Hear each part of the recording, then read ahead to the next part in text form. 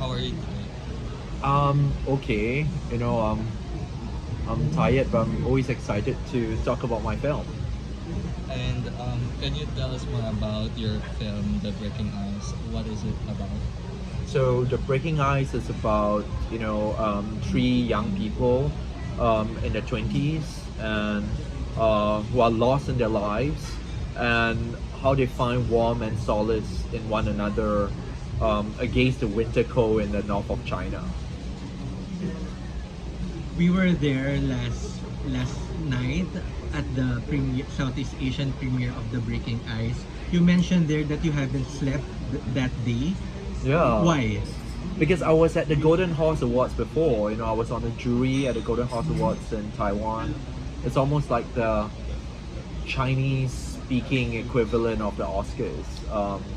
And for the past 10 days, we've been watching 4 films a day as part of the jury. The jury president this year was the Taiwanese director Ang Lee. And we had jury deliberations on Saturday from 8 o'clock in the morning all the way until the start of the ceremony. And the ceremony ended at midnight. By the time we went to the awards dinner and everything is done, it's 3 a.m. and I had to catch a flight to the Philippines at 7 in the morning. And then what did you do first in the Philippines since it's been 10 years since the last visit you had? What's the first thing you did? Well, the first thing I did was to get caught in traffic. It's quite interesting. I was just talking to one of the folks at the distributor, and I said, 10 years have passed, something hasn't changed. The traffic in Manila hasn't changed. I was just stuck in traffic for so long from the airport to the hotel.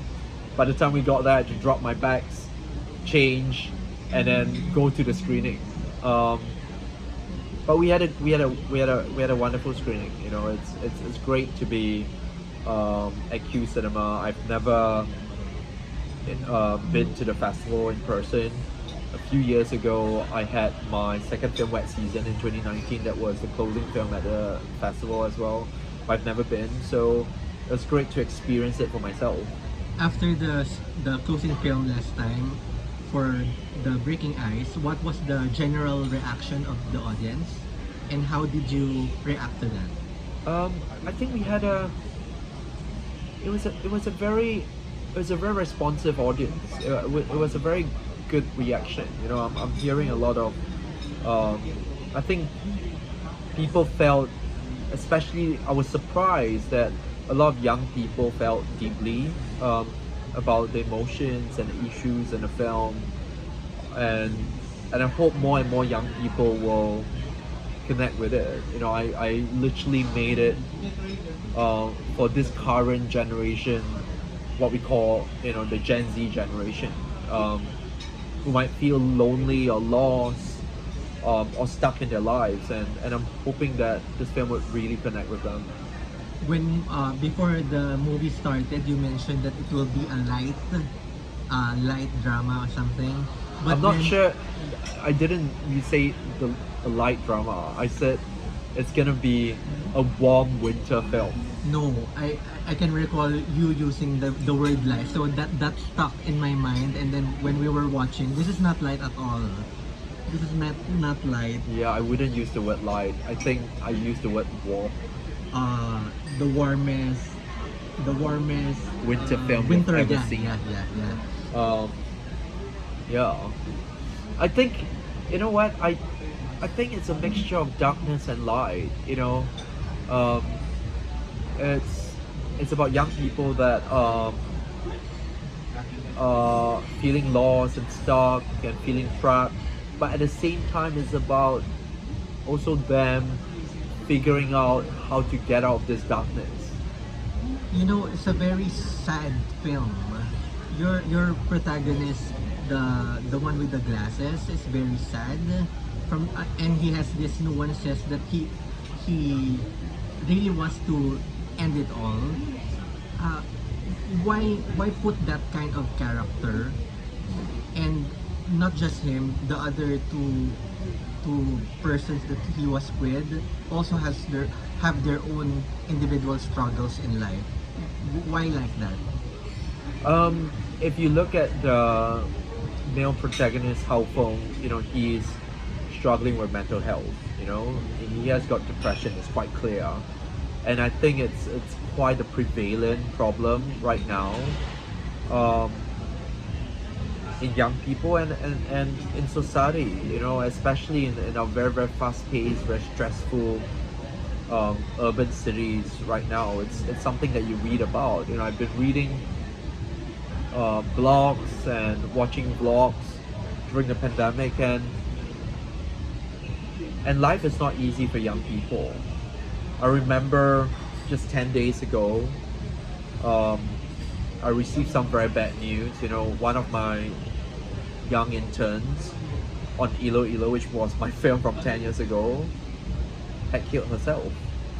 I think mental health is real, and we shouldn't be avoiding talking about it. But I like to say that at the end of the film, he has figured a way out. It's not like, oh, he's suddenly found hope and all of a sudden he's cleansed or cured of all his problems, but he has stayed alive, and I don't think he would try and kill himself anymore. What do you think was the turning point for him to decide on that? I think a lot of times it's not so much about you finding a solution or you seeing this is how I'm gonna solve things, but it's about connecting with other human beings and realizing that you're not alone. That you're not the only one with issues, you're not the only one with problems. I think in this day and age, that's what people need. It's not, unfortunately, there are no simple solutions to life's challenging problems, but I think it's good to know that someone out there, in another time, in another place, is also dealing with the same feeling of helplessness, the same feeling of anxiety, the same feeling of feeling lonely. I want to ask you about that surprise in your climax. Without mentioning about it, how did you created that scene? The one when they encountered that something. How did you do that without mentioning about it? Well, Because we spent a long time on it, more than 6 months on it. It's the first time I've used CGI in a film. I've worked very, very closely with our post-production partners in China and then also Eastern Europe. Most of the work was done in Eastern Europe. And I spent a lot of time looking at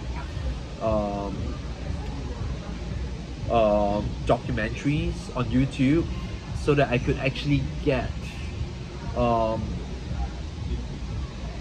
very, very lifelike recreation.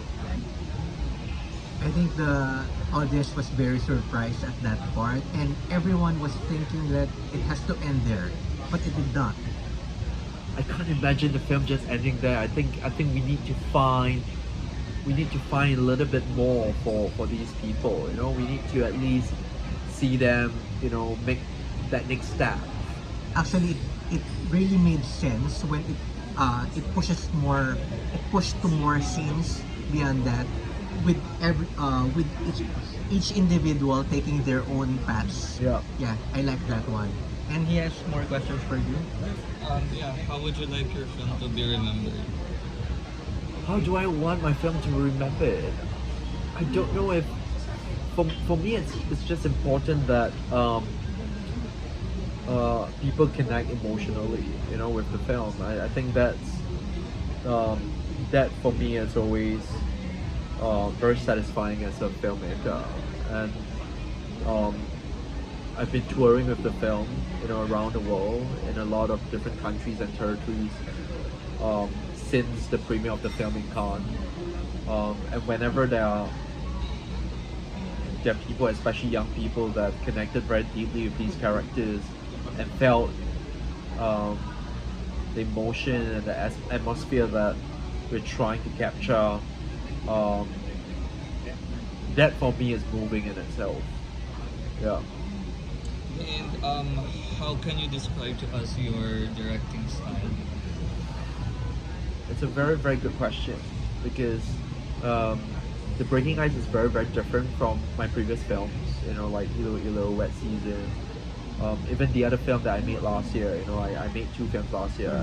I made my first English language film called Drift. But I think I'm a humanist filmmaker. I'm a filmmaker that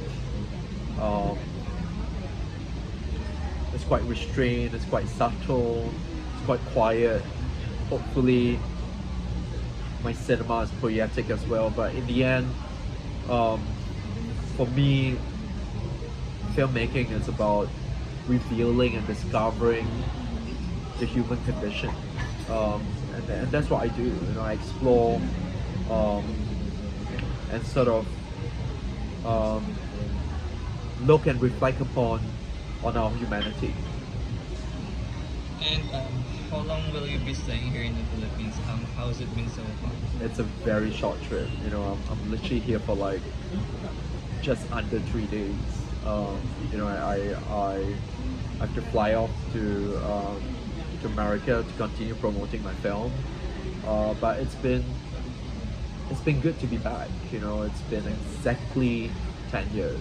The last time I was here was in 2013, promoting my first film ILO ILO, and it's been 10 years later. In fact, I invited my actress, from my first film, Angeli Bayani, to the screening She was at QCinema, and it was great to see her for the first time in 10 years. I can still remember watching ILO ILO 10 years ago, and I've seen how different you've evolved as a filmmaker, and you've become stronger, and you have this brighter future ahead. Because not all filmmakers who have that kind of touch on human condition does it like you. What can you say about that? I don't know. All I know is, for me, it's very important as a filmmaker that I continue growing. What I hate is to be stagnated. To feel like I'm just repeating myself. In fact, The Breaking Ice was part of the process of making this film. Part of the reason for making this film is to find a new way out. I felt very depressed. I felt very lost and stuck during the pandemic, and when you're lost and stuck, you can't just go back to the old way of doing things. You can't just repeat yourselves. You need to find a new language. You need to find a new way of creating cinema, and this was, in a way, The Breaking Ice is about the journey of 3 young people, but at the same time, behind the camera is also my journey, towards finding this spiritual freedom as a filmmaker, and for me that's important, and every time I make a film, I'm constantly finding a way to push myself, and I learned so much making this film, and one of the biggest things I've learned is that in order to find new things, you need to learn how to let go of other things. And I don't think I'll be able to do that if I was just making films the way I was making them. On this film, it's the first time, I've shot scenes on a different shutter speed. It's the first time I've had slow motion. It's the first time I've had so many animals in a film. It's the first time I had CGI in a film. It's the first time I've used music in a film. There are a lot of new things that I've discovered, that elements have come into this film, but what has not changed is my sensibility, and what's not changed it's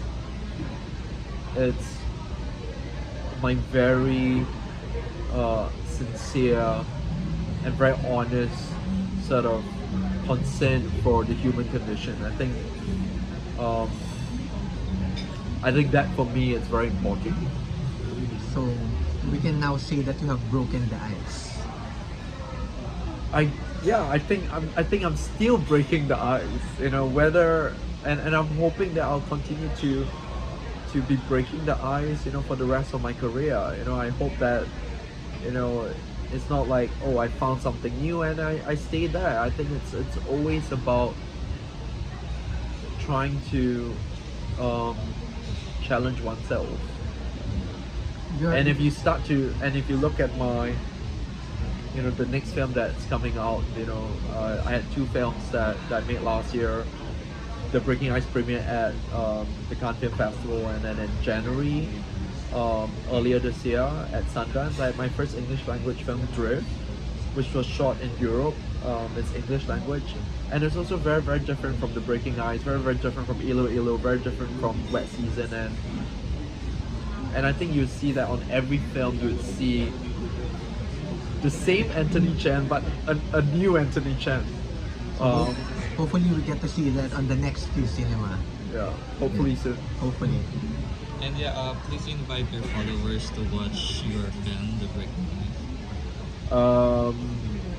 I'm Anthony Chen, and I'm from Singapore, and my new film, The Breaking Ice, opens in cinemas in the Philippines on the 13th of December. The film is set in the snow and ice. It's very cold. We shot it in -20, -30 degrees. I think it's the perfect film to watch during Christmas season. It's the perfect film to watch in December. And hopefully, it's not just a cold film, it's a film that at the end I hope would warm your heart. Alright, thank you so much for your time. Thank you so much.